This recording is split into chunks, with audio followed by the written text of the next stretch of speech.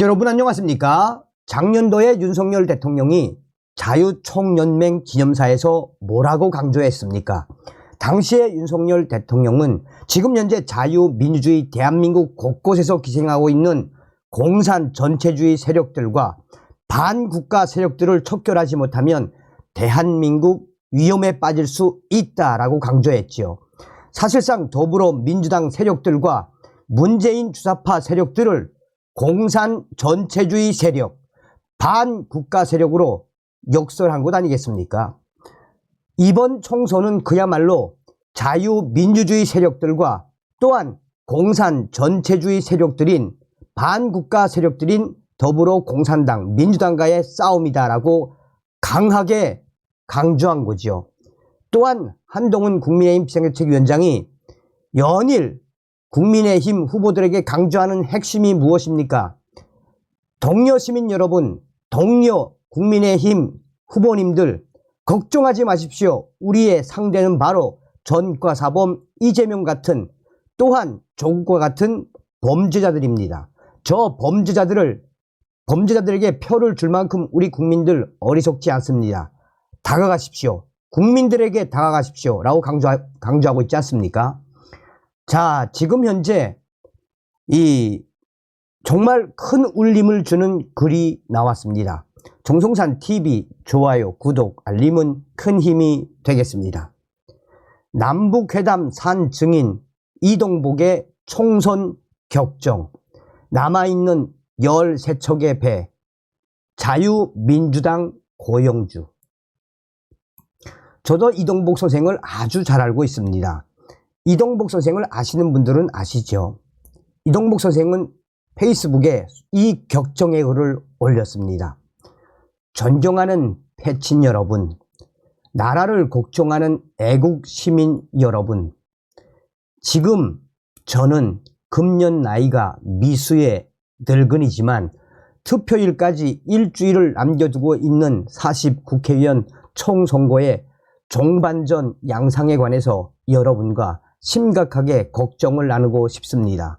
이번 총선거의 종반전 양상을 놓고 언론은 저로서는 도저히 납득하기 어려운 이상한 내용으로 보도하고 있습니다.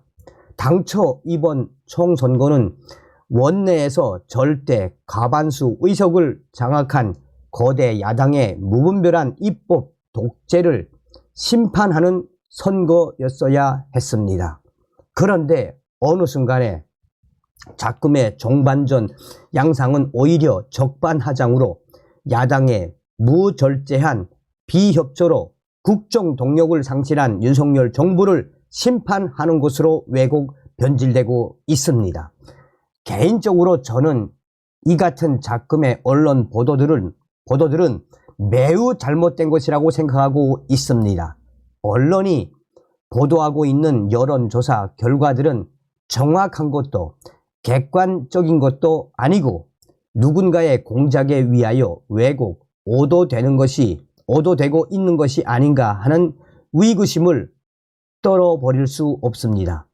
이미 호랑이 담배 피던 시절의 이야기지만 저는 한국일보의 정치부 기자로 15년간 국회와 정당을 취재, 보도한 사람이기도 합니다. 그러한 저는 이번 총선을 통해 이루어지는 국민들의 선택이 작금의 보도와는 다른 내용이 될 것이라는 희망적 기대를 하고 있는 것이 사실입니다. 애국심을 소유한 유권자들이라면 투표장으로 가기에 앞서서 반드시 생각해 보아야 할 일들이 있습니다.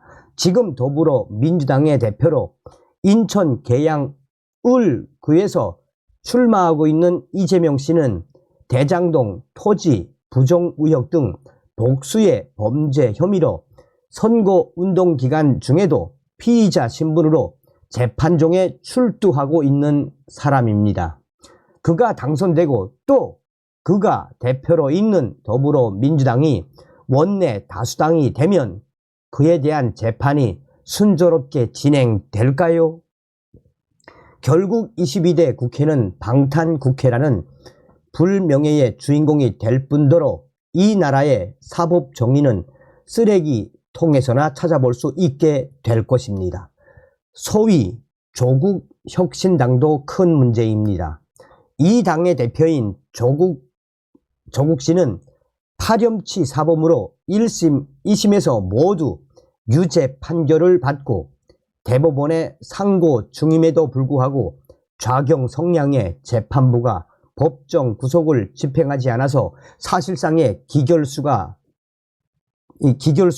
정당을 만들어 그 대표가 되고 총선거에 출마하는 초현실적인 드라마가 연출되고 있습니다. 조국혁신당은 비례대표만 출마하는 정당으로 지금 언론이 보도하고 있는 소위 여론조사에서 20% 초반의 지지를 확보하고 있습니다. 이 여론조사 지지자들은 그들이 바로 이 나라의 국민이자 유권자들입니다. 보기에 따라서는 이들은 정상적인 사고에 국민이기 어렵다고 생각됩니다. 왜냐하면 국회의원에 당선되는 조국 씨는 대법원에서 1심, 2심의 판결이 반복되지 않을 경우 총선거 후 머지않아 교도소로 들어가야 하는 몸이기 때문입니다. 더군다나 조국 씨는 이번 총선거에서 당선될 경우 국회의원이라는 정치적 위상이 대법원 재판에 작용하여 판결에 영향을 줌으로써 교도소행을 면탈하게 될 것을 기대하고 있을 가능성이 없지 않습니다. 이 경우 22대 국회는 또다시 방탄국회로 기능하게 되어서 삼권 분립이라는 이 나라 민주주의의 기둥을 송두리째 무너뜨리게 될 것입니다. 존경하는 패친 여러분, 그리고 나라를 걱정하는 애국시민 여러분, 10일 투표장으로 가는 이 나라 유권자들이 과연 이런 문제들을 생각하면서 투표를 하실까요? 저는 1970년대와 1990년대에 진행되었던 남북 대화의 실무 주역으로 북한을 상대로 하는 과정에서 북한의 실체를 정확하게 파악하는 기회를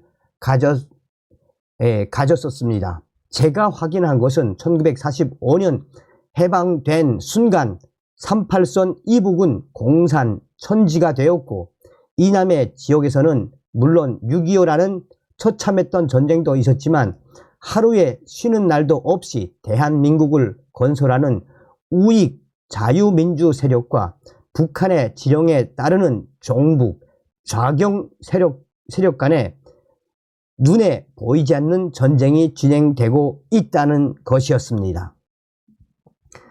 유감스럽게도 오늘날의 더불어민주당은 그 뿌리가 해방 전국에서 이승만 건국 대통령과 한편이 되어서 대한민국이라는 자유민주 국가를 건설하는데 한 기둥이 되었던 김성수 씨의 한민당이라는 보수 우익 정치 세력이었음에도 불구하고 지금은 북한과 연계된 종북 좌익 세력들의 숙주로 구실하고 있는 것이 엄연한 현실입니다. 이러한 더불어민주당이 22대 국회에서 원내 과반수 의석을 확보하게 될 때 어떤 일이 벌어질까에 대해서는 뜻있는 국민들이라면 심각하게 고민해야 할 것입니다. 이미 유튜브의 세계에서는 22대 국회에서 200석 이상의 의석을 확보한 더불어민주당이 북한과 연방제 통일을 추진하기 위한 헌법 개정을 준비하고 있다는 예측 보도가 등장하고 있는 것을 주목하지 않을 수 없습니다. 더군다나 대통령 재임 시 심지어 김정은의 누이라는 김여정으로부터 살문 소대가리 소리를 들으면서도 평양 시민들에 대한 연설 도중 대한민국의 영토는 한반도 전역과 부속 도서라는 헌법 제3조의 명문 조항에도 불구하고 문재인 자신을 남쪽 대통령이라고 비하하면서 전 세계적으로 김정은의 대변인 역할을 수행하는데 동분서주했던 문재인이 선거판에 등장하여 더불어민주당이 승세를 구축하는 데 힘을 보태고 있기도 합니다. 페이스북 친구 여러분, 그리고 애국시민 여러분 어떻습니까? 걱정되지 않으십니까? 저 개인적으로 그럼에도 불구하고 이번 총선에서는 의식 있는 유권자들이 더불어민주당을 크게 위축시키고 국민의 힘을 키워주지 않겠냐는 희망적 기대를 버리고 싶지 않습니다. 그러나 우리는 최악의 경우를 대비하지 않을 수 없습니다. 국민의 힘이 과반수 미달의 소수당으로 위축되었을 때 이 나라를 지켜내기 위한 비상대책은 없느냐는 그것입니다. 여기서 생각나는 것이 원균의 모함으로 삼도 수군 통제사에서 해임되어 장살의 위기를 가까스로 벗어난 뒤 백의 정군을 거쳐 삼도 수군 통제사로 복귀한 이순신이 임금선조에게 올린 장계가 그 유명한 신에게 아직 13척의 배가 있다는 것이었습니다. 문제는 지금 우리에게 과연 이순신의 상류 13척이 있기는 하냐라는 것입니다. 저는 감히 있다라고 대답하고 싶습니다. 제가 생각하기에는 지금 자유민주당의 2번 비례후보로 총선거에 출사표를 던진 고영주 자유민주당 대표의 전제가 바로 오늘날 대한민국이 보유하고 있는 이순신의 배 13척입니다. 고영주 대표는 대한민국 검찰에서 이 나라를 공산주의로부터 지켜내는데 성공한 대표적인 공안 검사였습니다. 그는 북한의 남파 지하정당인 통일혁명당을 박살냈고 헌법재판소에 의한 통일전보당 해체 판결과 전국 교원노동조합의 불법화를 이끌어냈을 뿐만 아니라 문재인 측이 법원에 제소한 문재인은 공산주의자라는 자신의 발언을 1심, 2심과 대법원에서 모두 승소하여 지켜내기도 했습니다. 패친 여러분, 애국시민 여러분, 고영주 대표는 특히 국민의 힘이 원내에서 소수당으로 전락했을 때 반드시 국회에 진입해야 합니다. 왜냐하면 정부, 좌익 세력과의 투쟁에서 고영주 대표는 최소한 국민의힘 소속 의원 20명 이상의 몫을 감당할 것이기 때문입니다. 저의 생각으로는 저와 뜻을 함께 하는 모든 패친과 애국 시민 여러분들께서는 비례대표 투표 때 좌고우면하지 마시고 무조건 33번 자유민주당을 찍어주셔야 한다고 생각합니다. 아마도 그동안 국민의힘의 행적에 불만을 느끼는 보수 성향의 애국 시민들 가운데 자유통일당과 가가호호 공명선거 대한당을 놓고 고민하는 분들이 계신 것으로 알고 있습니다. 그러나 이번 선거에서는 위에서 누누이 말씀드린 이유 때문에 무슨 일이 있어도 고영주 대표가 국회에 들어가는 것이 필요합니다.